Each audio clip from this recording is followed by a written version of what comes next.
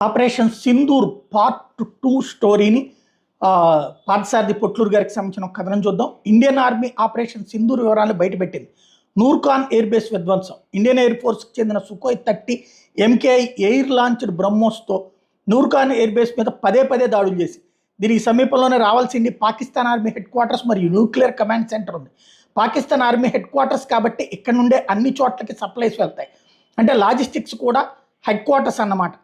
Course ఎంత నష్టం కలిగిందో ఇప్పట్లో బయటికి రాదు, కానీ బ్రహ్మోస్ దాడి ఎంత భయంకరంగా ఉంటుందో పాకిస్తాన్ సైనిక జనరల్స్కి అర్థమై ఉంటుంది. న్యూక్లియర్ కమాండ్ సెంటర్ కనుక ధ్వంసమై ఉంటే ఇప్పట్లో దాన్ని తిరిగి పునరుద్ధరించడం వీలు కాదు. చైనా శాటిలైట్ ఒక ఇమేజ్ తీసింది, అది ఇక్కడ ప్రొజెక్ట్ చేశారు. అట్లాగే PAF Jacobabad or Shahbaz air base. ఈ ఎయిర్ బేస్లో పిఏఎఫ్ చెందిన పలు జెట్ ఫైటర్ స్క్వాడ్రన్స్ ఉన్నాయి. ఎన్ని నాశనం అయ్యాయో తెలియదు, కానీ చిన్న దెబ్బ తగిలి రంధ్రం ఏర్పడిన ఆ పార్ట్ మార్చే వరకు వాటిని వాడలేరు. మెయిన్ హ్యాంగర్ ధ్వంసమైంది కాబట్టి దానిలో ఉన్న జెట్ ఫైటర్స్ కూడా దెబ్బతిన్నారు.